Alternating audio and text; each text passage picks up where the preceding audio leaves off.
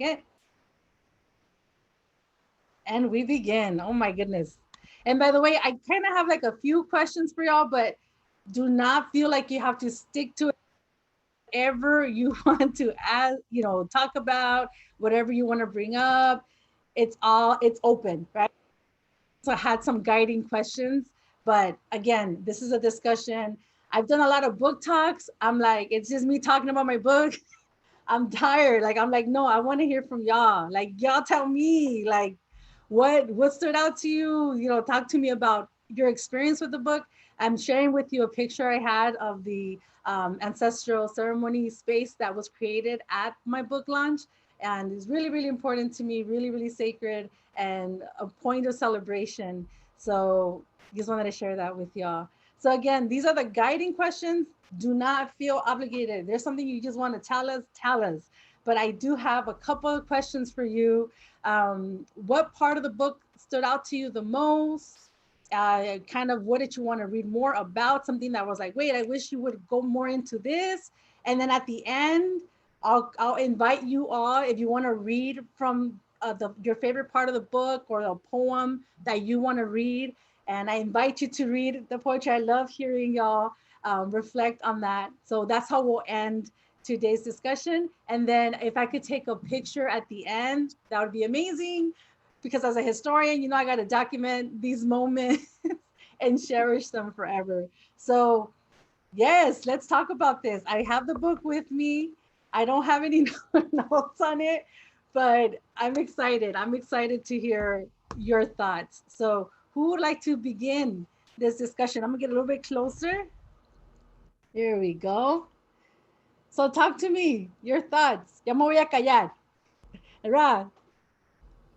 Yes, I wanted to know more. You mentioned throughout the book, you mentioned your ancestors and your family's indigenous language, and that's something that in my own personal life interests me a lot.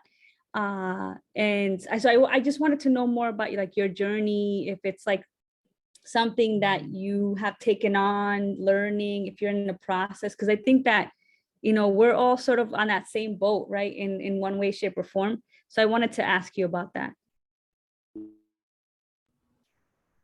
Thank you, Ra. And to be honest with y'all, this puzzle continues to be built, right? It's been a long journey for me. So when I started decolonization journey, no access really. I didn't have access to not only the archive, but my own family members. There's been a lot of healing happening in the family. So I've been able to gain a lot more access to certain family members. So it wasn't until recently, actually, that I learned about the specific language that was spoken through my mother's side. No, sorry, through my maternal grandparents' side. So this is my mother's father's great grandparent was the last to speak the Nahuatl language. Now, Nahuatl has different variants. So what's really hard is to pinpoint what specific language it was, what variant of Nahuatl was spoken. And it's been really difficult because, like, I'm not sure if you all can relate to this, but in my family, these conversations are like, no one's really posed the questions before. No one has really taken the time to put together our lineage this way. So there's a lot of like, wait, like no one's asked us before. We're gonna have to go back and ask, let's see if this person is still alive, right? That's connected to the line. And so it makes it difficult. But that is something that I just learned about 3 years ago. I still don't know what specific tribe or nation my family descend from my mother's side. From my dad's side, it's a really complicated story. So I'm more connected to my mother's side. But thank you, Ra, for that question. And I have a hand, Sisa. Hi, Cynthia. Okay, so first, I wanted to talk about, okay, what part of the book most spoke to you? Well, I wanted to talk about the structure, like the fact that it was the poems, the heart, the visuals, and all the information. It was just beautiful because, as we all know, there's this they always say like, oh, indigenous language, they didn't have a written language, right? And because of that, we're like, oh, in the past, we're like just very primitive.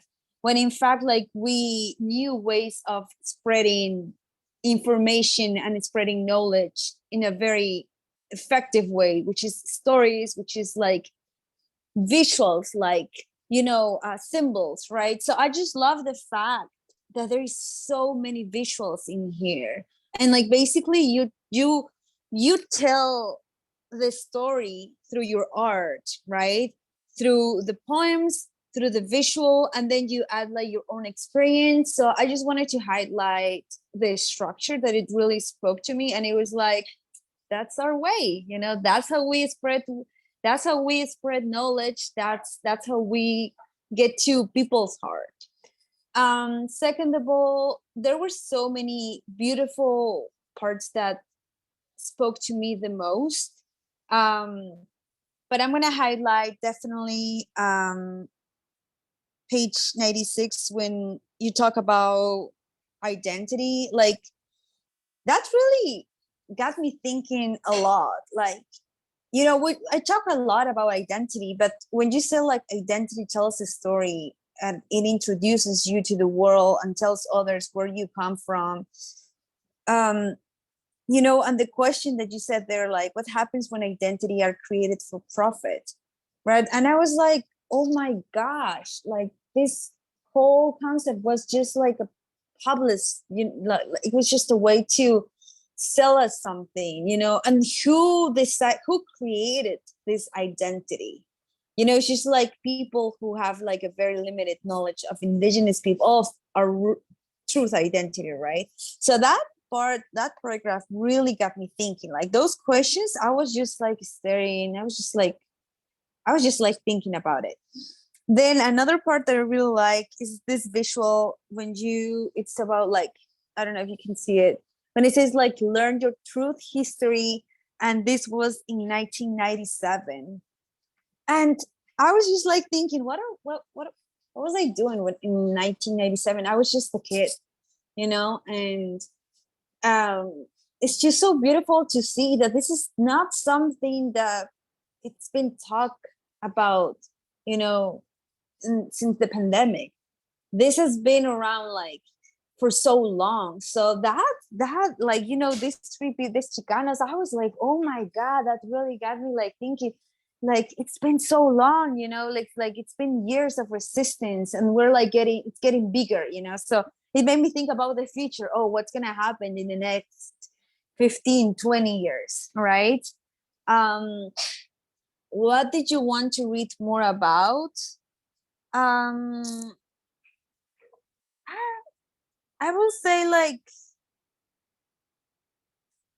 I don't know, maybe more about history, a little more about history. But we know like history can be, the fact is like, sometimes that is a fact. What we think is a fact now, maybe in the future changes. That's the problem for, with the book. So maybe like, I don't know, just maybe more about the truth history, read your favorite part of the book. I gotta say, like, the poem I loved the most was my unapologetic looks like. It just resonated so much with me, because I remember when I was young, I just hated the way I saw myself, and I just hated the way like I was treated, and I hated my position in society. And I remember I just hated my cheekbones, and I wish I didn't have my cheekbones. So with the part when you say like, and with this big fat face, I will confront the petty bullshit with my creativity. Oh my God, and that made me think like that. What motivates me every day, to go and talk about like, my experience and what I'm going through. It's just like a little Sisa, back in the day when I was like I don't know, maybe the kid I like told me that I was ugly because he liked a blue-eyed girl, and I was like, yeah, I'm not pretty. I have a big face, but I'm smart and I can do many things, you know. And it really hit me, those little things that I was like maybe proving myself, like honoring myself, something that I thought at some point it was something, you know, bad or like ugly or like, I don't know. It was just like in touch with my little Sisa, my little child. So I really love that poem. It really resonated with me. And yeah, when you say like 23 years was my introduction, and yeah, I feel like this is our introduction, you know. Yeah, so thank you. Sisa, thank you so much for sharing all of that. Thank you, thank you, thank you. Anybody else would like to go next? I can go. Thank you, Paula. Um, so I have so many notes in this book that I honestly can't say what, like the whole thing spoke to me the most. I really agree with everything that's been said, and Sisa, the format, I agree with you, is just, it was really captivating. So it kept me engaged the entire time, beyond the fact that it's totally autonomous, and love that. It just comes across as, it just feels so home-like and non-traditional, I guess. And so, and as someone who is also neurodivergent, it was, I mean, it's been my favorite book. I've reread it already twice and written so many notes in it. And I just love the format of it. I love all the photos that you shared with us and everything. What spoke to me the most is the, I guess, reoccurring themes throughout it. And your abuela, I definitely resonate with that, with experiences with my abuela as well. Dig deep is a really big theme that just goes across in general. I've been on this decolonizing journey. I feel like from the time my family immigrated to Turtle Island, and feeling just completely out of place because Spanish was my first language. And so as I've started to decolonize throughout my life, and realizing that just so many identities imposed on us by colonialism, and trying to find that all the time. But what do I want to learn more about, or what do I want to read more about? Just everything. I want to keep learning from you. I honor you, Sidlali. I love how you share your knowledge. You know, I took a class with you, and the environment was so healing, and it's difficult to put into words, but this entire process for all of us, at whatever generation we're at, or whatever age we're at, whatever level we're at in our decolonization, the fact of us getting together like this, and having classes with you, Sidlali, and discussing your book, and just speaking about ourselves in ways that has never, like, I've never really had a lot of spaces to do that. So this has been liberating, validating, loving, painful also, like just so many things. And I want to keep learning with you and take your courses, and I do my own research in here. I already dove deep into the Canadian census, and realized that we are still here classified as Latino or Hispanic, and neither would fit for me now. So I'm glad I didn't participate in the last census. And my favorite part of the book, or I mean, I can't pick one. I have notes everywhere, but the one that I read before we started the call was is Bodies Are Text. And so I love how you described your journey into your further education, what you thought it would be and what it actually turned out to be. I love the meeting with the professor that said your body is political. As soon as you walk into a room, someone is already politicizing your body before you even say a word. You are a woman of color. And even though I've always felt that, to have it be written this way, to have it really be recognized and just put in writing. It just struck me again how no matter how often I want to go into a space and just be like cash, neutral, whatever. The fact that we're surrounded by white supremacy. I walk into a room and I immediately start to get asked, oh, where are you from? Oh, your looks are so, what are the words they use? You know, all the stupid words that people use. And just all the dumb questions. Oh, and you know, and so for me, it depends on what room I'm going into, what space. I'm very much more careful about where I go and who I connect with. And but as soon as someone who does not know me starts to ask questions that I find just blatantly racist, like where are you from? Because they're not asking me because of my English or because I have an accent. They're asking me because of the way that I look. And so I used to just go straight to anger with that question and just be like, I don't know. But now again, it depends on the circle, but most times I say, I'm from here. And where are you from? And then it depends on what shape the conversation takes. Usually that makes people take a step back because they're not expecting that response. They're expecting for me to go into this long drawn out explanation of blah. So as soon as I say I'm from here, their next question is, oh, but what are your roots? And then I'm like, well, what do you mean? So I really try to put things now on the other person, especially when they're white, it's that whole thing about like, I'm not your teacher, I'm not your savior, I'm not your anything. You do the work that I have also taken the time to do. If you want to judge or make comments on simply appearances in the year 2022 with everything that's happening globally, I mean, I cannot give you my energy or my time for a discussion like that. So usually I end up saying things like that, like, you know, do some homework, read some stuff, get to know things. And then maybe if you and I get to know each other as people, as individuals, you'll learn more about my heritage, my ancestry, and more in depth about me. So I could talk for 5 hours about your book because I love it. And so thank you so much.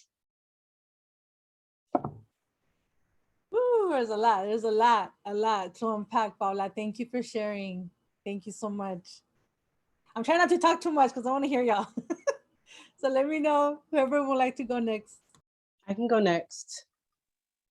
The part of the book that spoke to me the most was the disconnected on page 50, because with the slave trade, I feel like, I'm not going to say it's impossible, but because of the way white colonizers brought over the slaves, dropped them off along the way, it would be hard for me to find out where I originally came from, what language I spoke, and where my people are from. I've took DNA tests, but really it was just like a waste of time because it's like you're from this part of Africa, and Africa is a huge continent. So just really questioning my roots, which brings me to number 2 on page 90. Let's see. Towards the end, it says the more of us that start questioning all the systems of power and start scratching the veins of white supremacy, the more these illusions will crumble beneath our beautiful big fat feet planted on our ancestral land. And just questioning like why I think the way I think, why I just my beliefs. And for example, my parents say a lot, well, you'll live and you'll learn. It's this way, you'll learn, you'll get to our age. And I refuse to just go along with the flow and just let that happen, because I know that just because they grew up in the Jim Crow and they grew up brainwashed as well doesn't mean that I have to continue that story, because now that I'm learning more about the truths of Black history and the native lands of this, what the Americas, quote unquote Americas, doesn't mean I have to continue that cycle when I have a family one day.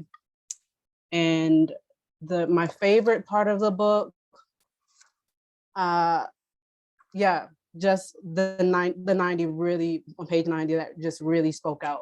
Like questioning like my religion, like at once I consider myself like hardcore Christian, but I know that the narrative of the Bible is not through the lens of a person of color.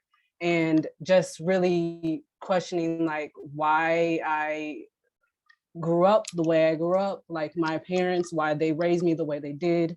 And it really stems down to what white suprematic ways of basically the history of this country and what they rooted this country in. So they don't know any more, they don't know any better than that.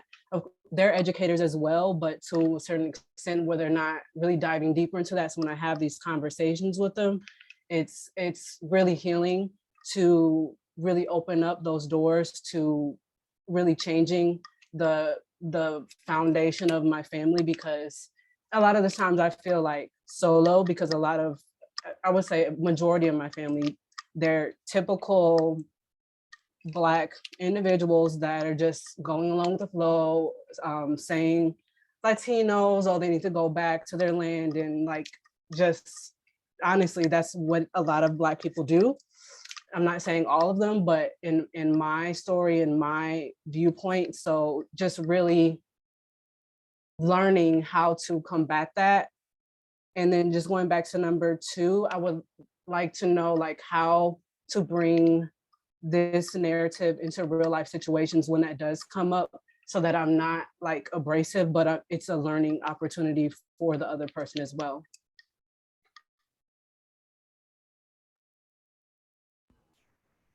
Thank you so much, Cynthia, for all of that. So nice to meet you, at least virtually for now. Yes. Thank you for sharing all of that. And Hana, I saw your hand go up. Do you want to go next?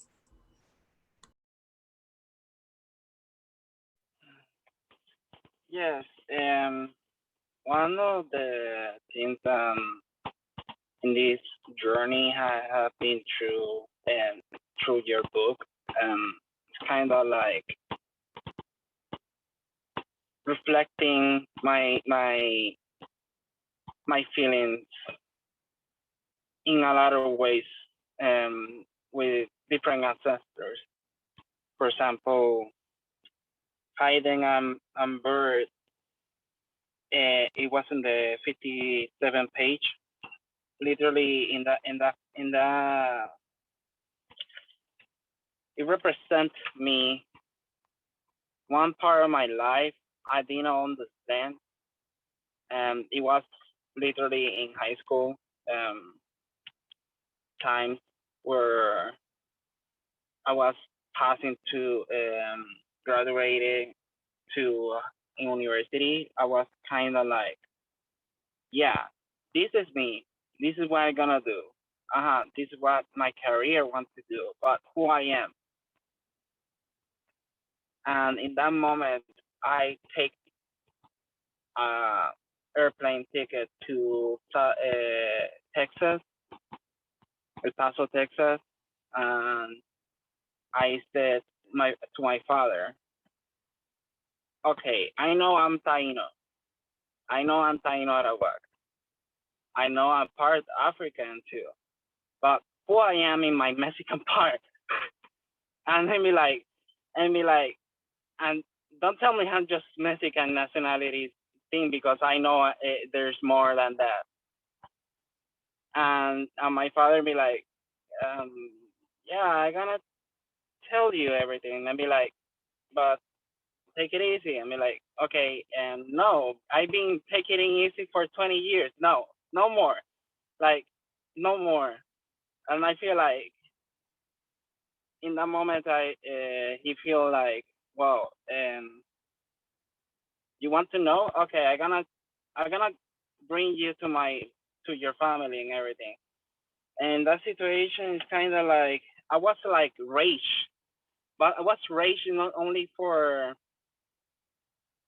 the system. I was rage for all the system be created, including in my family part.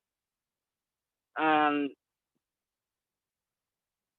it was kind of a situation where I feeling like no, even my own family creating a system to just stop me to identify who I am, and I feel like it's all the system being like creating like genocide, white supremacy, racial erasure, culture castration. Was a lot of things, and being in Borique, already being in Borique, knowing I'm being living in a freaking colony by United States, and don't freaking feel free in my own land. I was feeling like so rage, where literally where I'm living and I was living before in the desert with my father. Literally, also they were not feeling free because they freaking built a freaking wall in my nation, Aparecheria nation, where it's connected with Chihuahua, Texas, New Mexico, Arizona, and I'm not feeling like, yeah, that's pretty, how to say it, kind of like in the way I visualize in the next poem, it was cages, where literally I see my own people being in cages. And in that situation, I'm feeling more rage, where literally people who are my color of skin or there's some characteristic, they were in cages. And I'm feeling more rage against the system, where literally it's kind of like growing and growing, but in the same way there was healing to be a warrior, to try to save my people. And how the border crossed me and crossed my family so violently. How this imperialistic country have hostage with chain my own island.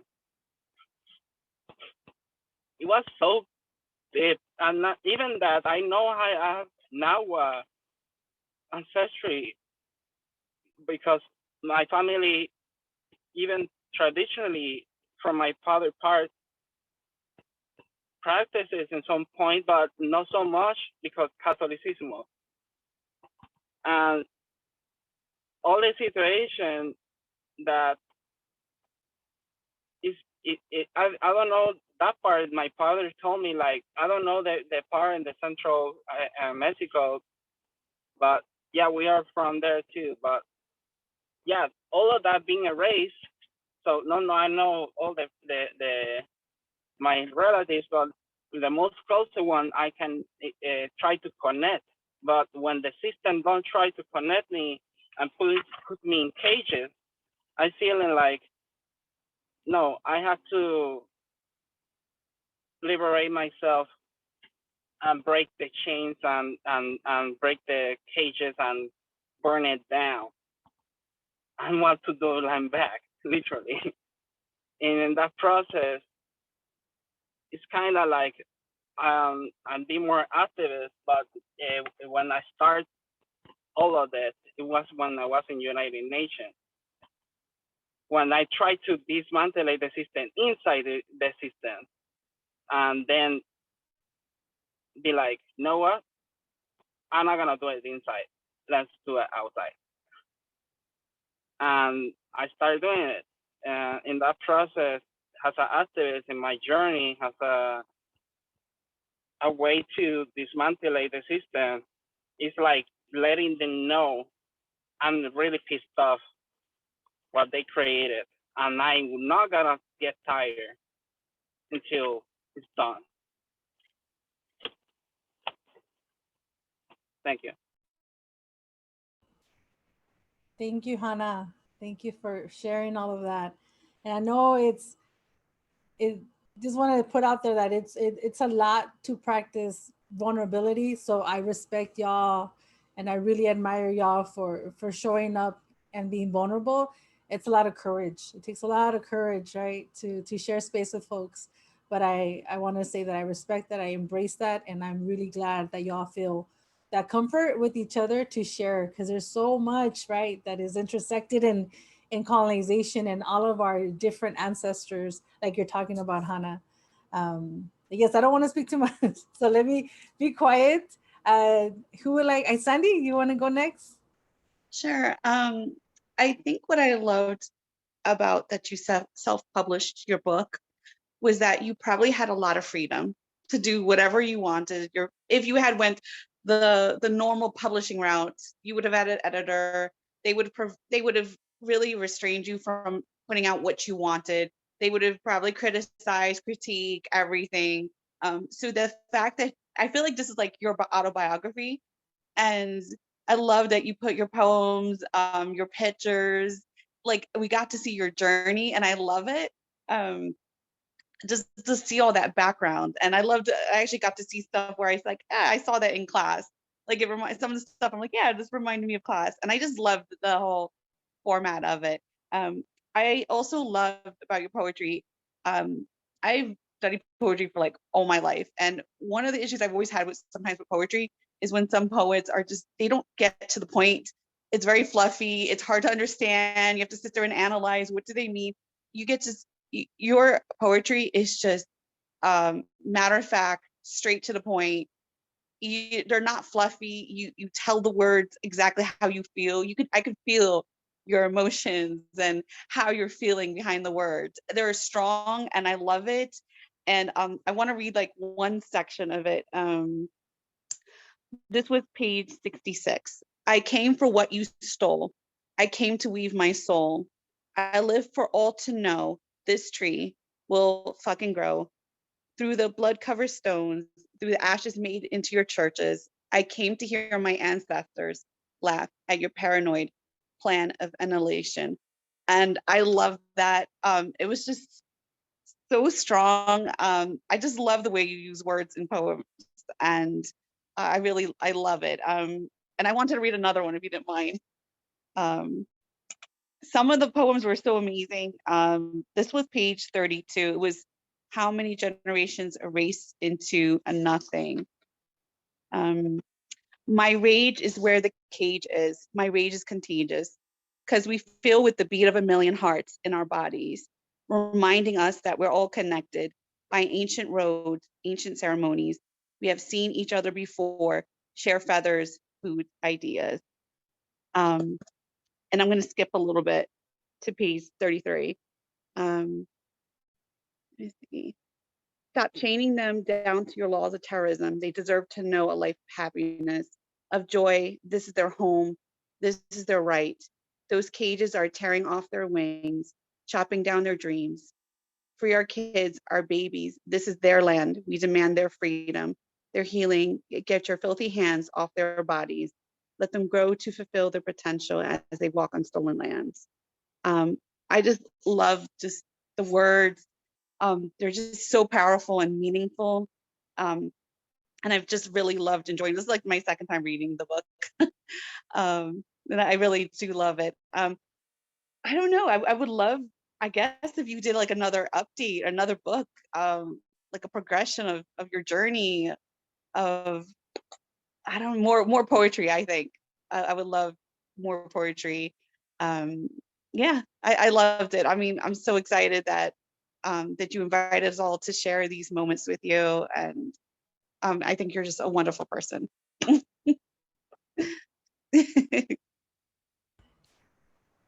Thank you so much, Sandy. I'm all tearing up. I should have worn waterproof eyeliner. And I was like, you better pour some waterproof. Yes, I'm actually working on my next book. It's going to be more autobiographical, but it's a lot of stuff that I have to mentally prepare myself to write about because it's a lot of stuff that's heavy, and that I'm in the fourth decade of healing, but it's coming. And yes, Yeah. thank you. I'll be quiet. Ra, I see. Yes, I have to go, but I just wanted to say gracias, home. Thank you so much for the work that you do. Thank you for this beautiful gift that you've given us. And I also have your obsidian blades, like ese otro that we should talk about. It's amazing. Pero nada, thank you so much for everything, all the work that you put in, because I think we all know that it's some real tough labor, you know, what you're doing. So yeah, gracias. And thank you to everyone for sharing. I have to go, but I just wanted to, you know, express my gratitude. So buenas noches. Have a good night, everyone. Buenas Have a noches good night. Bye. joining us. Saludos. Bye, Ra. Thank you. Thank you. So yes, oh my goodness, there's a lot. There's a lot. I know. And again, you don't have to just answer the questions I pose. They're just guiding questions. Karina, I know you just joined us. I don't know if you want to share some thoughts. I have Karina, Susana that joined us.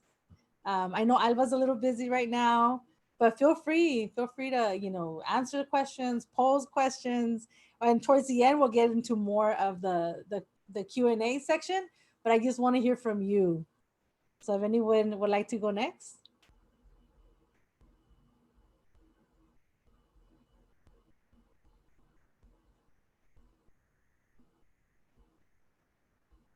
Oh, I'm sorry, Karina. I see your hand. Go for it. Okay. Sorry, it's a little loud where I'm at. It was just really, I mean, I've taken your classes and they've been so amazing to my journey. And it's, you know, like everybody else in this group, I'm sure it's very frustrating going through this journey and then having so many different people tell you that you're not enough. And to me, it's gotten to the point where I'm like, you know what, fuck you guys. I'm done listening to everybody else. My abuelas are speaking through me, through my dreams. They're the ones guiding me through this journey. I was able to find so much more information and just like kind of sitting back and listening to them and blocking off all the freaking noise, because nobody else is going to walk this path but ourselves. And I'm done not feeling like I'm enough. I'm done not feeling like I'm indigenous enough when I'm doing the work and putting in the work to reconnect to my ancestors. And yes, unfortunately, a lot of us don't have a tribe, but that doesn't mean that we can't keep reconnecting, that we can keep, you know, growing and stuff. And just recently, the food to me recently, I just been on a cooking journey, and my goodness, like, and I don't know why, it's just like ever since I kind of made that little switch and then, you know, help with this book, it helped me out so much. And hearing your poems and relearning, and Sandy kind of read like the same thing that I was going to read, but it's just so powerful. It's powerful, and I'm learning to channel my rage into something more productive and positive for our community, because that's it. We're here. If we don't help each other, who the hell else is going to help us? I'm so fucking done, especially right now on the native TikTok, like everybody tearing everybody down. And it's like, what the hell are you guys doing? Like, you guys are just doing the colonizers' work for them. And I'm so fucking tired. I'm tired of people fighting. We're fighting freaking Ikwa right now. We're fighting the kids in the cages, and like, spend your energy on that. They're not out yet. So what, like, why are we still out here fighting within ourselves? It's just, I don't know. I find it very redundant, but I'm so grateful that I came across you, like, taking your classes and reading the book, and then just all the information that you provide in it. And it's very healing. So I'm very grateful. Thank you so much for coming to into my life, for always sharing space with me. And I just thank everybody here that's with us. And yeah, that's it. Karina, thank you. Thank you so much for joining us. Thank you for sharing space with me again in this way. Um, what your words inspire me to share right now, is that I'm trying to show up in a way that, like I say, right? Like what I needed when I was younger. Um, I want to create what I wish existed. I always say that, right? But it's like, I think I'm trying to show up a lot of healing in a different way for my community that I didn't see others do, as they were introducing me to this journey, right? So a lot of people don't know that, which I'm sharing. I think I've been a little bit more vulnerable, but I went through really toxic abuse, decolonial, experiences. So I am already decolonizing, and I'm still going through a lot of that trauma within decolonization. So I'm learning and unpacking decolonization, and then I'm showing up to decolonize and connect, and then I'm going through more abuse there. So what I'm showing up to show y'all is a very, very intentional way of pointing out all the crap, right, that we're going through, which is why I also talk about the anti-blackness in our community, which is why I talk about the machismo in our community, because I know a lot of people don't like to talk about that, but to me, it's like, if we're really gonna heal, if we're really going to free ourselves from all of these oppressive systems, it's gonna be hard. It's going to take a lot of work, and not a lot of people are willing to do it. And not a lot of people are willing to show you their mistakes, the way that they have made mistakes in the past. And to me, like, it's a lot of vulnerability, right? When the work that I'm sharing, because the people that I used to look up to never showed me their bruises, never showed me their scars, never showed me that they had trauma, that they had gone through a lot of things. Like, I always was given a very picture perfect person to look up to. And as I grew, I realized that those people were not giving me their authentic self because of this system, right? That we're supposed to show up perfect. Like, you can only do this if you're perfect, if you're thin, if you're like, there's all these what we should be, right? And in what I'm doing is like, no, I'm showing up with the bruises, with the scars. I'm showing up and saying, yo, like, we still deserve liberation and decolonization even with all this. And I hope that people see that, and that they are more gentle with themselves. Because if I can say anything, the beginning of my decolonization process was very painful. And I was told not to talk about my traumas, not to talk about machismo, not to talk. It was very restricted. And so I thought that I only could show up to talk about one thing. And I was only good to talk about one thing. And the more I healed, the more I peeled the layers. And I said, you know what? This is a human experience that we're going through. I started this at 15, as you saw my journey in the book. I want to invite others to show up and in their authentic way, and say, yo, like, we don't gotta be perfect and have it all figured out to do something for our people, to show up and to whatever it is that we can do, right? Because I think there's this pressure, especially on women, on femmes, on two-spirit relatives, to look the part, to fit the part, to speak the role. Like, there's a lot. As you can see in the poetry, I talk about pushing back against all these ideas of what I'm supposed to be and what I'm supposed to fulfill to satisfy someone else's expectation, right? So that's really, really, really limiting, and it's very traumatic for us that we're already we're already decolonizing, and then we have these layers, right, that come in a very communal way. So I wanted to share that because your words inspired me to bring that out, because it's real. And that's what I'm hoping that people talk about this book. And it's autonomous, it's independent, because you're right, Sandy. I have gotten those criticisms, right? You can't be so radical, you can't be so blunt, you can't be so this, you can't be so that. But at the same time, it's like, then I can never show up and be who I am if I'm allowing all these institutions to silence me and to mold me into a way that benefits them. And it's like, when then I'm never going to be authentic. Then I'm going to die with all this stuff stuck down my throat.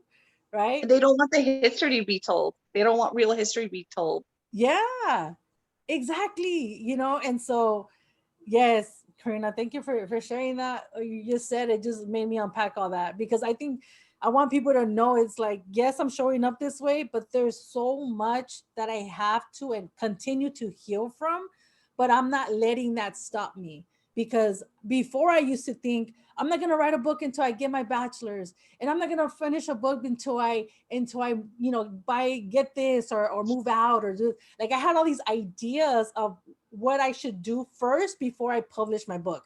Because I'm like, imposter syndrome. Who do I think I am to publish a book about identity? Or, I have these voices that are like, no, who are you? And you don't know this. And so when I realized that my first book, Obsidian Blades, is being used in colleges, in high schools throughout the US, like I cried. I was like, what the fuck? Like, I did not expect that at all. I was just doing this because I was like, I don't want to die with all this poetry. I don't want to die with these ideas. Like, I want to share them with the world. I want to share them with someone that could relate, right? Like, my obligation was to those out there that need this in their life, that want to show up.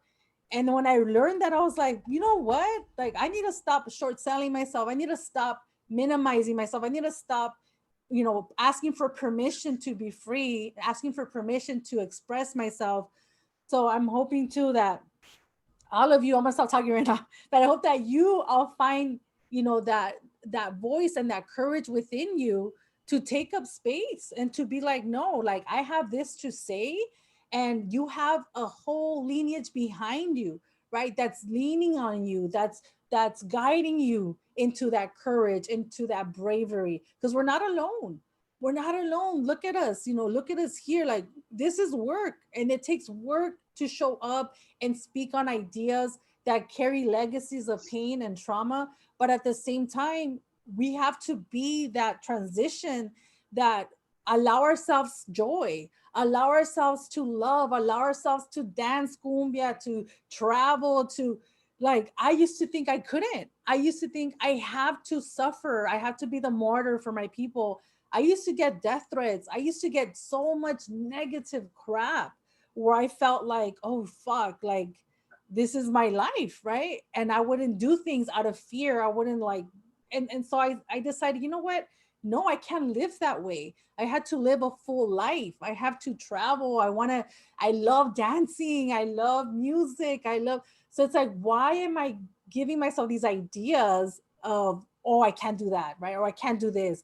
Because I was being told by elders, you're not decolonized if you dance. You're not decolonized if you like this music, or if you drink a beer. You're not that. I was being told that at a very young age. So I grew up with these ideas of like, oh shit, I'm not supposed to do this. I can't do this.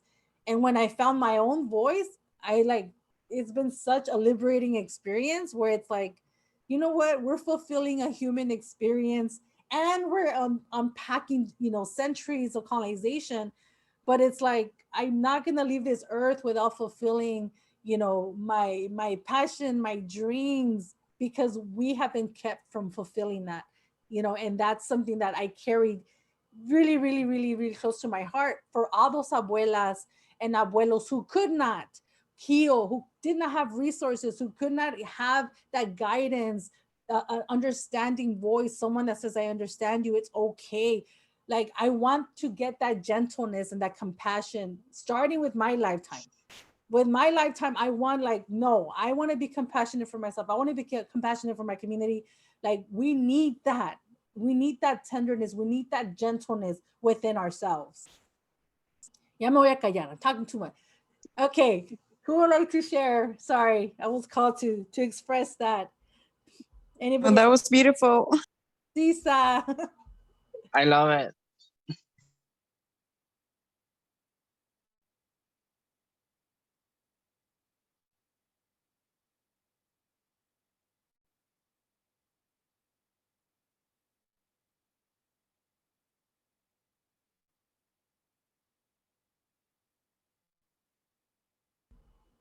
I did want to say too that when I wrote this book, I was like, yo, it's been 20, at this point was like 25 years, like Latino's still here.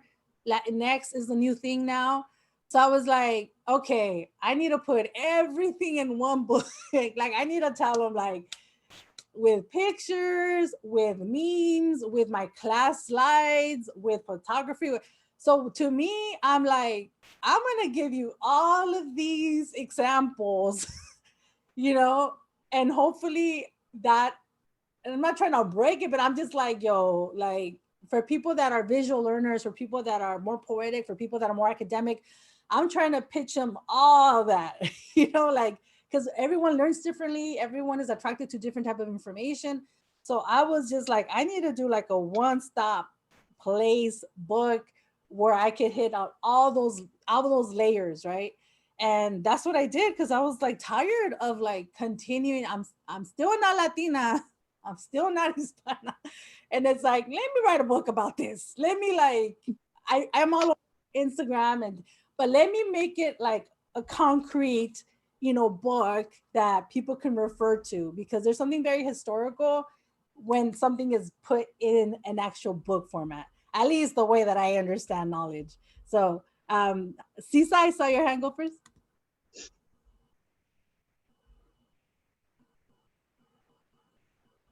Sisa, you want to? Oh, okay. Yeah, I wanted to ask you a question, but I don't know when would be if there is like a part when you're gonna be like receiving questions. No, Um, I'm so sorry. Yeah, we could do Q&A at this point. It's already 6:09, so we're good. okay. Yeah. Okay. For example, like I have been feeling a little, overwhelmed when it comes to, like I'm a filmmaker, and sometimes, for example, like I need to submit for like grants or for like my film, I need to submit in, and there is like lots of, help for Latino people, right? But it's just like I feel so, I don't know, it's just like cringe. I don't know how to explain it. Like just that I have to that I have to submit because at the same time it's like I don't identify as Latina. Like I know what's the concept, but I know that exactly this type of organizations are like meant to help people like me, I guess. So how do you deal with this? Because I also feel, I think maybe I saw you in the past doing a live or like talking with somebody who also labels their account as Latinidad, and and they were like trying to amplify voices. So how do you deal with this? Like even like Yalitza Aparicio, remember, like she received an award, I don't remember, and it was like in a Latino award something. She made a statement that she identifies as indigenous, but I just wanted to talk about your experience. Thank you for that, Sisa. I would say that maybe 15 years ago, 10 years ago, I would have been like, no, I'm not applying. If this is Latino, I'm not touching it. I'm not participating. If people said the term Latino, I wouldn't interview with them. Like I used to be very, very rigid with the way I interacted with Latinidad, right? Like I was like, no, I'm not dealing with you. I'm not talking to you. I'm not gonna scholarship. I'm not gonna do this. But then I realized, like, wait a second. Like, first and foremost, that is for us. They're talking about, like, yes, it's Condor Latino, but to me, I'm like, no, that's your money. You deserve that money, that grant, that scholarship, whatever it is. Like, that's for you, right? So to me, I started to realize, no, I'm still gonna, appear. I'm still gonna talk to people. I've come out on Telemundo. I've come out on Univision, even though I don't agree with their take and all these things. But to me, I'm like, what am I gaining at the end of this interaction, right? If it's a scholarship, that's money for me to continue doing the work that needs to be done to dismantle Latinidad. So if it's going to be presented under Latinidad, I'm still going to apply for it because I'm not going to short sell myself because it's under that terminology, right? So again, this is now where I'm at, not where I started. Where I started, I was very dogmatic, I gotta admit. I was very dogmatic. I was like, if people said Latino, I would like not talk to them anymore. Like it was bad. Like it's been a journey. But now, Mm-hmm. like, no, like if this is a conversation and I can't dismiss people or opportunities, Mm, entertainment, right? When he asked me to go on, I happily accepted. I happily, okay. because I know that his intentions are for our people, right? He's like, Mm-hmm. people are tuning in. Where are people tuning into? They're turning into Mm-hmm. this, they're turning into that. So if we don't put ourselves there, and if we don't offer our people a Mm-hmm. narrative and take up space, then some Mm-hmm. Latino is gonna be like, hey, Latino power. Yeah. You need to like put yourself in those situations, in those spaces where, yeah, Mm-hmm. but you are showing up in your authentic self, and you are making an impact and giving people a different perspective that they, Mm-hmm. right? So that's the way you cannot miss out on opportunities because of that technology, because you are doing the work, right? That's Mm, a bigger purpose. So that's what I would say. Now, if okay. super disrespectful and it's super like, like they've been known to be racist and they're saying like super racist things, of course, that's when you're like, no, right? Like, no, thank you for anything. Mm-hmm. If it's going to help you continue your work and what your vision is, do it. That's the way that I see it. It's like, Okay. he that wants me to speak, I will speak. And the first thing I'm gonna say is, I'm not Latina, by the way, but thanks for inviting me. Wooty wooty woo, right? And people are not gonna, Oh.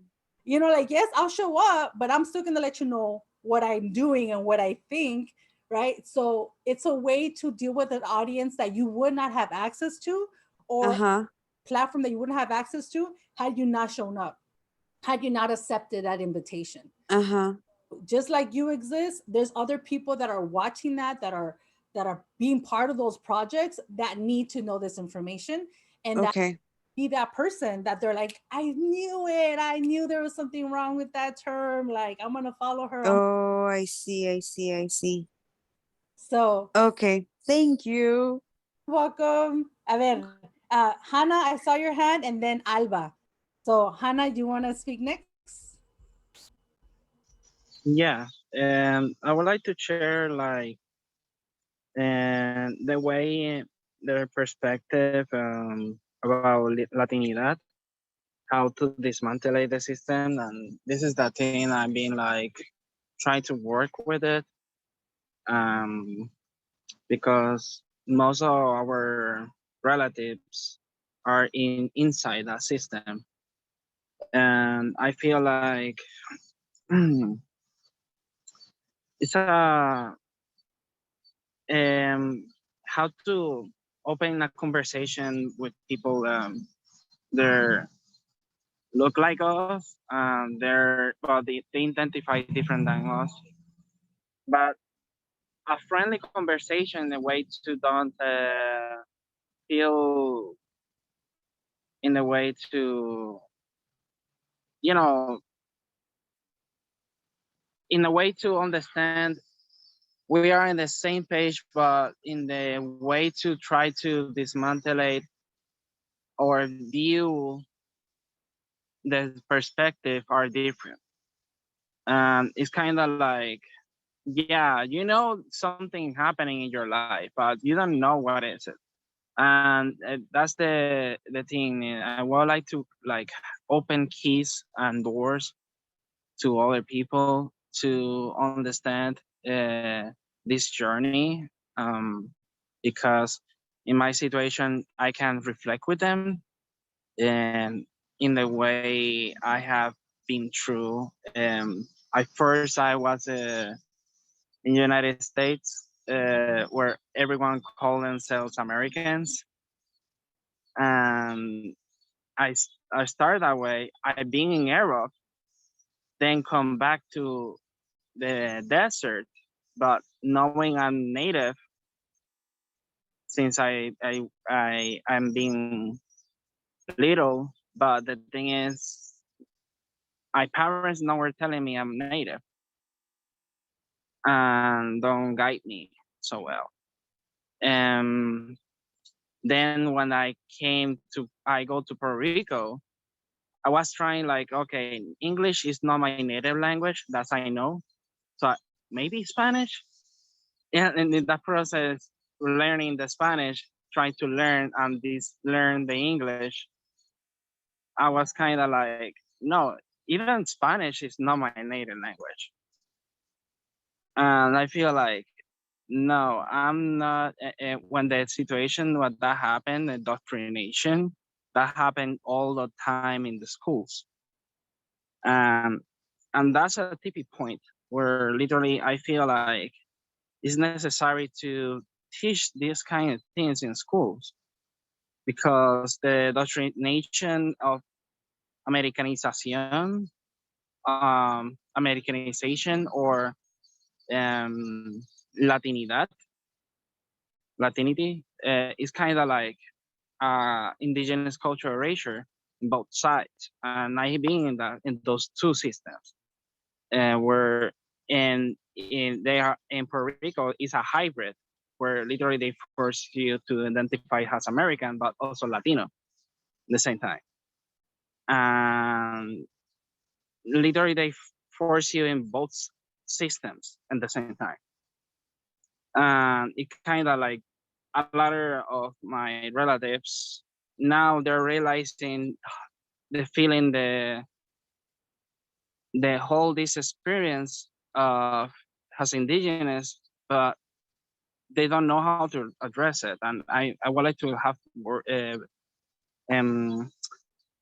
there's a way to address any vocabulary for it, like to even in the book it's kind of like for me I'm grateful for this book because it's kind of like a journey, telling your journey, but in a kind of way of diary.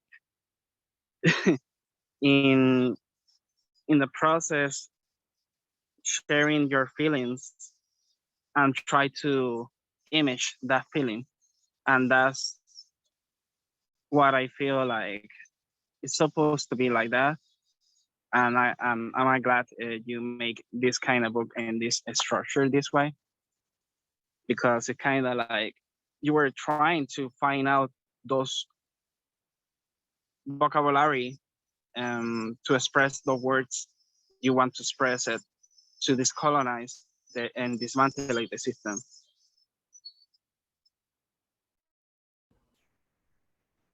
Thank you, Hana. Thank you so much for sharing that and to expressing that. I appreciate it. I don't want to speak too much. Is that Alba? I know you had your hand up. See? Yeah, that was me. Thank you. Yeah, I did not find my wallet, so I'm very stressed out right now. I did not find my wallet. It has everything in there that I need I'm really stressed out. But I'm glad this conversation is still going. I'm glad I got to hear pretty much everyone say really amazing things about your book. I think everything about your book it makes me want to read Obsidian Blade, which I haven't bought yet, but it's on my to-do list now. Because it just felt really, it felt like you were hugging me in some instances, telling me like, it's okay to, for example, the elders part, like the part where you kind of mentioned disagreeing with your elders. And like, that's something that we're often taught, like we have to respect our elders, but at what cost sometimes, right? Sometimes making ourselves small, sometimes making ourselves invisible, sometimes putting up with injustices, right? Because of their anti-Blackness, their homophobia, all of the above.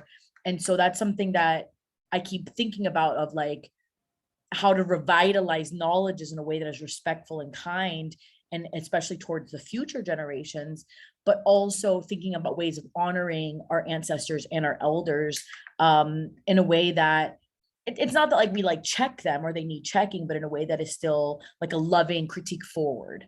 And so thank you for all of that. So I didn't get to pick a piece or whatever, but I loved it all. And I love absolutely what everybody said. The format is pretty dope.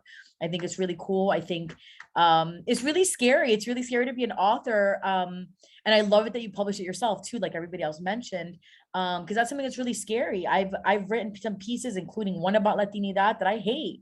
I don't want to read that ever again, and I'm proud that I did that publication a few years back. And I did it because I needed a publication in order to graduate, and it was like, I found it, right? They accepted the piece. So I did it and wrote the Latina part. It was like Latina curriculum. And so I understand that piece also, which a couple people alluded to. And so my question to you was kind of little pieces, because I love the pictures of you as a kid. I think those are my favorite. And right now you just put one up and I really, really loved it. And so I was kind of wondering, because we come from two different, right? I'm from the East Coast, New York and Florida. In Florida, you know, I was even asked by teachers, my name, you know, so I was thinking about like your name, Silali, and in your communities. Well, one, I was wondering what it meant, right? Like what your name means, but also I was trying to think about like, when did you come into your own? Like, were you always confident? Like, I understand that you said that you went through a lot and you didn't want to publish at first, or you were, you know, thinking some type of way about your different identities and whether you were indigenous enough, etc. And so I was just thinking about like, growing up with a name that isn't like a common name, you know, or like a name that isn't in books, right? Is that something that you had to like grow into, or is that something that you felt affirmed in your identities? And then I was kind of wondering just that kind of that trajectory, like where did you start gaining the confidence? You know, was it after your first publication? Was it after you saw that people connected with it? You know, because I think that that's a really beautiful thing too, that you wrote not thinking about like profit, you know, you thought about like community, like how do I connect bigger and better with community? Because that's really scary to think about, like, well, who's this audience? And I'm very like secretive with some of my writing. I'm like, I only want some people to see this writing, and then this writing's for some people. But it's like, I love how graceful you are. You're like, this is for everyone, you know, it's for my community, my people, but it's really for anyone that might feel this. And so that's why I want to teach. I'm one of the people that's going to be teaching your work. We've already ordered copies for our class, or we're about to, or do all the ordering.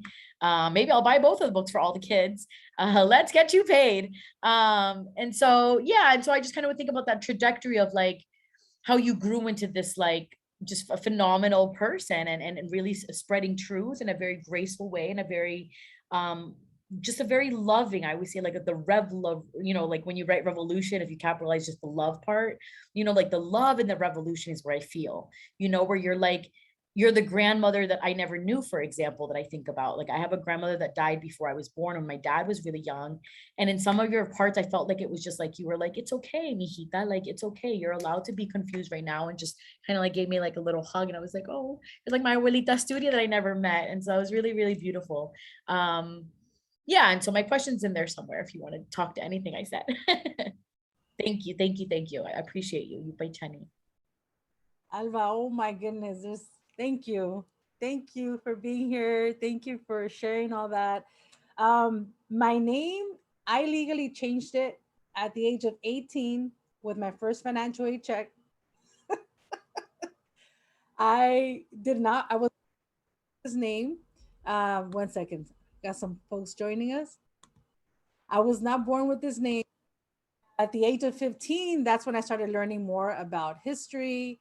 At that point, I didn't know that Nahuatl was the language connected to my lineage, but I was just like, anything but this name, right? I went through that phase. I was like, I just trying to get rid of all this Eurocentricity, all these, like anything that I can have control of, that I can let go of, I want to let go of it. There's a lot of things that were happening in my life. Learning my history saved my life, which is why I think I felt like taking a name kind of like rescued a lot of part of me that was dwindling away. So yes, so at age 18, I legally changed my name. As you can imagine, with the family, no, but that's the last name and this and that. But at that point, they were already used to me being very like opinionated and like questioning religion since I was like 5. So they're just like, oh yeah, like it comes with this little person, how she thinks, right? So, but in changing the name, I also was showing up and saying, okay, I've changed my name, but what does this mean? Like, what does this mean to how I engage with folks at school? What does it mean? Oh, Citlali means star. Citlali means star. Anahuac is the land that is known as Mesoamerica. What kind of known as Mesoamerica? That's what, through the Nahuatl language, classical language, it was known for that area. So Anahuac, land between the waters, and Citlali is star. So at my age, at 18, I was thinking, Stars light up the night. Stars are beautiful celestial beings. And I was trying to be that, right? I was trying to be a star. I was trying to guide and bring light. That was my thinking. I've had other names that I was like, I should have changed it to this name. And as I'm growing, I'm like, oh, there's a lot of things. But that's what my name means. That's how I've been in the spaces with this name. And it's also been very interesting. It's a way to educate people too, because they're like, Citlali, what does that mean? Right? Like, especially in white spaces, they're like, is that a Spanish name? I was like, no, no, no, no, no. It's not a Spanish name. It's actually a Nahuatl name. You know, Mexicans, we're not speaking Spanish. But so anyway, if I feel up to it, I'll have that talk with them. But as far as confidence, I think half of it comes from being growing up. I was the only child, and I was just very like, my mom let me do and roam the world. Like, I was really outspoken, really energetic. So I was already kind of like, I would like to read the biggest parts of a play. I was reading in front of my class when I was like in the 5th grade. I was that girl. But as far as like decolonization and all that, it's, I would say twofold, because again, when I was learning my history, it was under a very rigid elder, right, who really controlled how I said, what I wore, how I engaged with like academia. So I was confident, but it was a confidence that was very manufactured, and very controlled. So it was really easy to be confident when someone's telling you what to do, how to do it, how to speak, how to show up. Now, the second layer of my confidence, I think, really came from the last 10 years or so, when I started breaking away from those teachings, and really started to understand decolonization and deconstruction as a holistic approach, not just academic, not just identity, but it's really a lineage. It's really families. It's so many layers to the healing that I'm trying to do. Whereas, and now also thinking, right, so that's coming into play, but also I'm really, really, really sensitive about mortality, about what messages are we leaving behind. Because growing up, I saw a lot of death in my childhood. I saw people getting shot. I have a lot of images of that, right? So since a young age, I've had like the realization, oh my gosh, life is not eternal, life is not eternal. And then you mix that with where life is not forever, but how would I want to show up? What do I want to leave behind?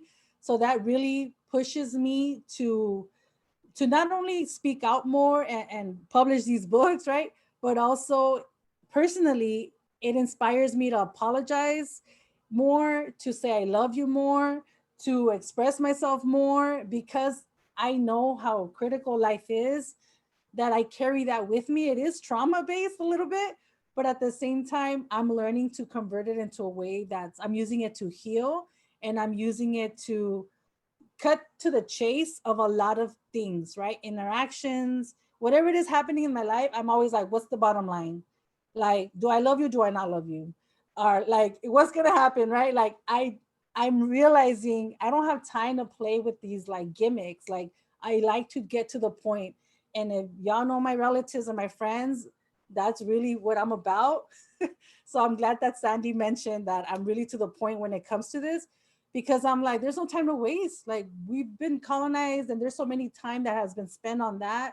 I'm trying to be very intentional with what I'm doing, take up space, and be open and be like, yo, I was wrong here. Now this is who I am. So that's, I think, what allows me also to be more confident, because I'm like, yo, hey, this is what I know. I'm trying to be transparent, right, about my journey.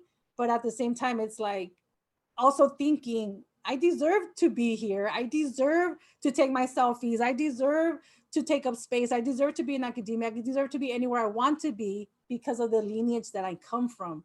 So I get a little bit of confidence doses from different things. But thank you for those questions, Alba. Thank y'all. Thank y'all for that. Oh my goodness, it's 6. No, no.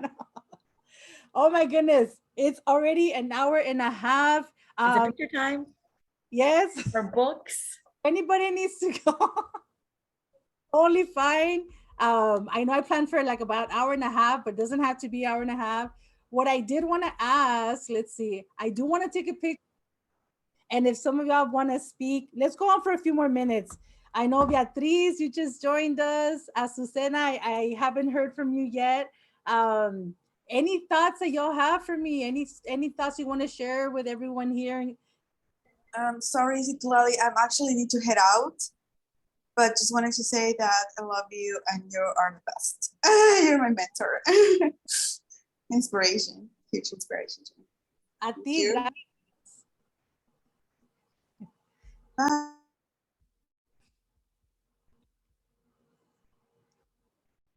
All right.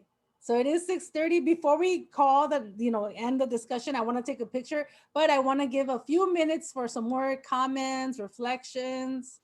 Anybody would like to share? It's something that maybe you already spoke and you forgot to say something. Like, this is your chance. Hey, Citlali, it's me, Beatriz. Yeah, I was just wanted to say, I really enjoyed going through the book. I'm still going through it. One of the things I think it's very prominent is that the growth that you acknowledge throughout the years. I think that's very admirable, especially because when you're reconnecting and learning, you start off really young sometimes, and then you don't realize that the bigger picture of certain things. You kind of just go in full force because you're so excited, so motivated, and then when you take a step back, you get to see other perspectives, and I think it's very important to always be self-aware. And I think that shows in your book that, the self-awareness that you have obtained. And I think that is very important for everyone to have as people who are disconnected or, moderately connected. At the end of the day, even if we were fully connected to our tribes, we're young and we're learning and we're growing, and young doesn't mean age, right? So sometimes you're young in the mind, so I have met people who started maturing like with their emotions and with their feelings at an older age, so I don't want to say young, I want to say like emotional maturity, right? We all start off with a certain level of emotional maturity. That's where we're starting. And then self-awareness. So I think I just want to say that I could see it. I see it in your writing. I see it in your videos. I see it in your content. And I'm very proud of you. I'm very proud of everything that you've done and what you continue to do, the content that you continue to put out. I think it's very raw and very real. And one of the things that I really love about you. So just wanted to say good job. And I am enjoying the book. I love that you put in pictures of everybody. And yeah, just want to say I'm proud of you. Thank you so much, Beatriz. Thank you for that, and for all of your support all this time, and for everything you do as well for our community. Thank you. Hana, I see your hand. Okay. I would like to share like I'm so proud of you. Literally I feel like you are my mentor at this point. And being in different classes, watching your videos, the content, being in this kind of space, literally I feel like so empowering. And the way, if I try to do the process as since the ground zero, trying to find out every pieces of paper, documents and photos and everything, it's gonna cost me a lot of time to understand myself, who I am, but also understand others. And the way I feel like reconnecting, I've been like father fast. Like I don't have explanations how fast I've been like, but it's kind of like I'm grateful. I'm just grateful to have you have a light uh, between the the the night, and I feel like so grateful. I'm so proud. You know, in some point that I feel like this is a part of the way to do it, to do the colonization through education, and that's very important to people understand this. The education is the first step to do it. One of the first steps to do it to decolonize our mindset. Thank you. Thank you, Hana. Oh my goodness. Thank you. Thank you for being proud of me. It feels so good. I'm like, I'm gonna cry. But no, I like I shared earlier, like I share all this with love because I don't want y'all to go through all the trouble and dramas and confusions that I went through for 26 years, right? Like I'm trying to give you like the cream of the crop, like bam, right? Like with research, with whatever I share, I'm really, really, really passionate about that because I'm already 40. I turned 40 this year. And like I feel it, right? I feel like I'm 4 decades, like wow. But I also feel eternally 15. I'm still there. I'm still feeling like, no, like I love my people. I love y'all. I don't want you to go through this. So I'm trying to show up in a way, like I said, that I needed when I was younger. The people I looked up to didn't, like I said, didn't let me see their weaknesses, their flaws. So I grew up expecting myself to be that same way, right? As I'm decolonizing, as I'm the spokesperson, as I'm speaking at a college and I'm like 16 years old, there was this pressure to be perfect, this pressure to not talk about trauma, to not deal with the human element, right? And so now that I'm older, I kind of see those patterns still going on, right? On TikTok, on Instagram. So a part of me feels for them, right? Because I'm like, yo, I know what that's like, like I know what it's like to go through that, to feel that stigma, that pressure. But I'm trying to be like Alba said, like that granny, like mija, like hey no, like we got this, like Future ancestor. yes, I want to be that, right? It's like that's what I needed. That's what I needed. And I'm hoping that the work, however it's coming across to folks, that it uplifts you. Because for me to show up and be in my who I am right now, there's a lot that happened, right? And I don't want you to go through that to be this. I want you to be this and more. Like I want you to surpass what I know, what I like. I'm passing the torch, that's how I see it. That torch is broken, dented, like repaired, but it still has light. It still works, okay? So I'm trying to pass it on to y'all so y'all can continue to thrive in all your respective ways, however you're finding to connect to your ancestors, to our community. And y'all, like, we're powerful people. We're powerful people. And I hope that being autonomous, I'm creating autonomous courses. I'm like creating my own books because I'm just like, I'm tired of, like I said, asking permission, right? And I'm just like, no, like we need this. We need this. We need to tell these stories. Like I'm inviting you, create. I tell people we know so much. We know all these problems. We know all this, but it's like I challenge my community to create, right? What are we doing with our knowledge? What are we doing with our awareness? How are we putting together something for our people to uplift us, right? Beyond white supremacy. I'm talking about beyond when we are free, when all of our people are free, right? What are we doing to make that happen? And it's like, and that's what I tell people. And I tell you in this book, right? Like I went from being very reactive, very like, wow, I want to respond, to now like, no, like I'm not going to react to everything because I'm busy trying to create something, right? That I'm hoping is going to shift. It's going to create something that wasn't there before, right? And that's all I'm trying to do here. That's all I'm trying to do, and inviting folks to do the same. you know, inviting you to do the same, to show up, to be yourself, to connect yourself, to take up space, reclaim. And it is healing. I tell people learning history is healing, right? Education is psychological, education is healing. But it's when it's been used on the tools of white supremacy, it's been used to abuse, exploit. Like there's so much, you know, crap that's embedded in it.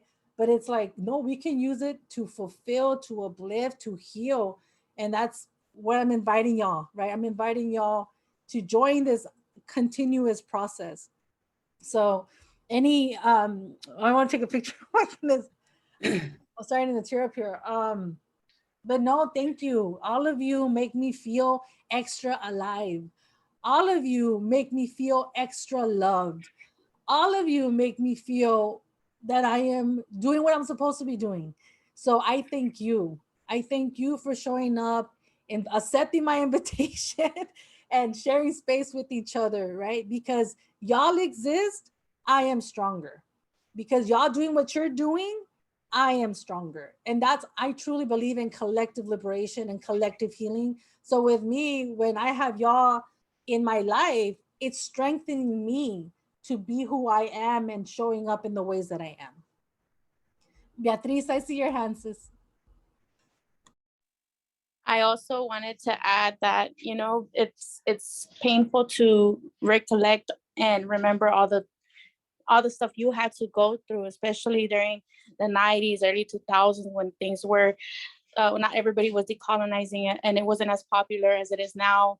And there were movements, but people were kind of doing their own things and kind of being misled in certain places, you know. I think we all fall for misinformation or misleading, or toxicity even, you know. Sometimes we have to check ourselves when we're being toxic, right? So but I do want to say that because of you recognizing and learning and growing from that, I think and then also adding on to what Hana said, decolonizing through education, I think one of the biggest things that when you, because the hate is there, people are gonna hate, they're gonna comment negative stuff, but I think always remember like all the people that you have inspired up to date, for them to decolonize and connect and learn more and educate and create content. Like that is such a great milestone for you to have connected so many people, like-minded people that you don't even know.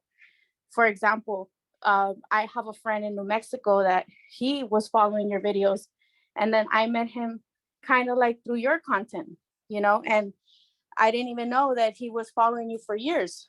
So it's kind of like you're creating a community without even knowing, you know, you're nurturing that community, you're making ways for people to connect through your content. For example, like me and Ra, we're friends, and she's in New York and she's Taino, you know. Hana also, I follow his page, and a lot of people that I found through your page. So on top of educating, you are creating and nurturing community. And at the end of the day, that's what your goal is, and you're doing it. So always remember that, and fuck the haters. Oh my goodness. I just wanted to say a last thing, Siblali, and thank you to everybody. It's been going around in my head that when you say you to tell us to create what we wish existed, and that was one of your goals, I just wanted to say mission accomplished tenfold, as Beatriz so beautifully just said, and so many others have said. Yeah, you have created what we've needed, what we want, and thank you so much. Thank you so much, Paula. Thank you. And yeah, just a comment to the haters, because y'all know there's trolls everywhere. I come from an era where trolls were in your face physically. So surviving physical trolling where like violence was involved and like real death threat situations, like unfortunately that has strengthened me through the online trolling. I have survived a lot of things online. I have had my family threatened, so many things, right? And it just made me realize like, we have to continue this work, because the more of us, they cannot stop us. If they're just trying to use one person, it's like, it's not about me, right? If it's one person, they attack that person and everything goes to shit. But that's why a community, when there's hundreds of us, when there's thousands of us, we are unstoppable. So I work with people who are transparent and show up. I don't work with troll pages. I don't work with faceless pages. That's just what I do for security reasons. But I've learned that, just like you said, Beatriz, I used to earlier in social media, I would get really caught up with negativity and like the haters.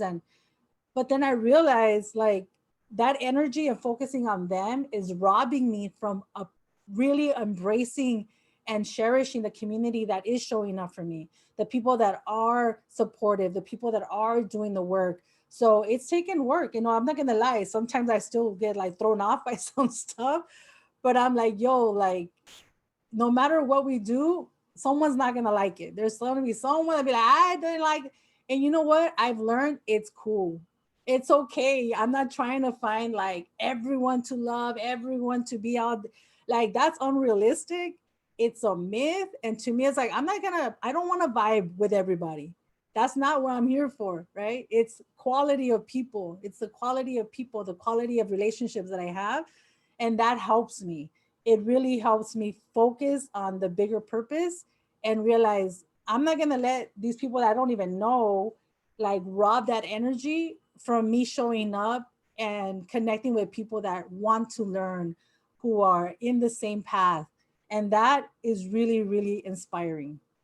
But it's real shit happens out there, but like I said, we have to be more committed to our purpose than committed to popularity and committed to quedar bien, right? Let's people please. I went through that at a younger age, people pleasing, doing what people wanted me to do, and it was not good. It was not good. We have to, sometimes we're going to disappoint people.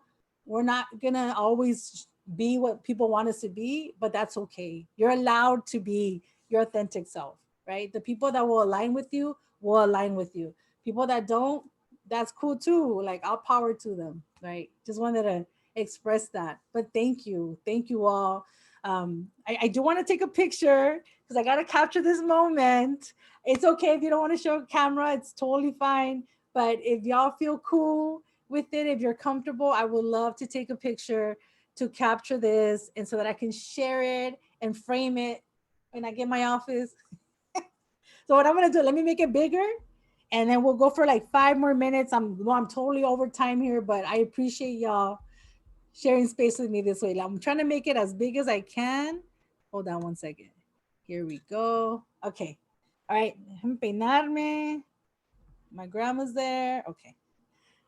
All right. Oh, nice. Oh, it's so cool. Yes. Okay, here we go. Ready? 1. Oh, I should do this first, huh? Okay. 1, 2, and ahí va. 3. One more. I forgot how to take pictures. Wait, can I find my book real quick? Oh, yeah. I just put it down. Hold on. I just had it. Poor thing, she was scrambling for it. All right, y'all ready? Okay, let me get this further. All right. Here we go. 1, 2, and 3. Ah! So beautiful. Thank y'all. Last comments before we go. I just wanted to announce I have 2 classes coming up. Y'all, this is like, I'm trying to get this right, y'all. Like, I keep changing my classes, the structure, like pre-recorded classes, not recorded. It's a learning process. I have 2 classes coming up. I have Women in Mesoamerica. It's a 7-week course with 4 pre-recorded lectures and discussion. And then I have my Mexico class. I'm going back to the first way I started doing it, which is live lecture and unrecorded discussion. So I'm going to revert back to it. I have a lot of people giving me different feedback, but that's the way that resonates more with me and that I connect better with my students. So I'm going back to that starting the Mexico class. So just wanted to share that only because I like interaction. I like asking questions. I like when students like give me their perspective, give me examples, give me opinions. Like that's important to me to take part of that. And lastly, I have discounts now. If you're a high school student, if you are ELAC student, if you are a prior student, you get half off of anything I do. Classes, workshops, books, whatever, you get half off. Just because I want to like embrace you, cherish you, and show you that I have really, really appreciate you. So just wanted to put that out there. And that's what I'm working on. Stay connected with me, please, on social media, TikTok, where else? YouTube. YouTube is my place, y'all. YouTube is where I really get to really talk long, lengthy conversations. Because TikTok is like, blah, blah, blah, blah, blah, like, and then people are like, what happened? What happened? Like, I only got 3 minutes. Damn it. Like, damn. Like, go to my YouTube. Go to YouTube to learn more about it. But anyway, I'm there, y'all. I'm there on TikTok, Instagram, Facebook, YouTube. So just want to invite you to stay connected with me. Hopefully one day we'll be able to meet in person. Like I've actually met Beatriz. She came out to my book launch. And yeah, we got to do something. Something has to happen hopefully the next year where we actually meet in person. But for now, I'm grateful for y'all in this community that we're building. Thank you for the love and the support. This is truly medicine for me. Like, I'm not even kidding when I say that. This is truly medicine for me. So with that, I want to open it for any ending remarks or comments before we close our session. Does anybody want to lead us? I would like to thank you for teaching me about safe space and teaching me about taking up space, don't letting other people to interrupt our space and protecting our space. And I really appreciate that because, I messaged you a couple of weeks ago about that. People coming in, trying to create negativity. And I was like, not having it. And it helped me grow that confidence and just starting to just block people. Don't even waste any energy on arguing with people. It's just instant block. I'm trying to do something great and positive, and if someone is trying to tear what I'm building down, block. Bye. Thank you for sharing your brilliance and wisdom with us. I appreciate it. All the future generations are going to appreciate it. It's timeless. It's timeless wisdom, and I really, really thank you so much for all that you do. Thank you. Thank you. Thank you for just living out your call and just doing what you're meant to do. So many people are afraid of that, and it just empowers me to continue on my path.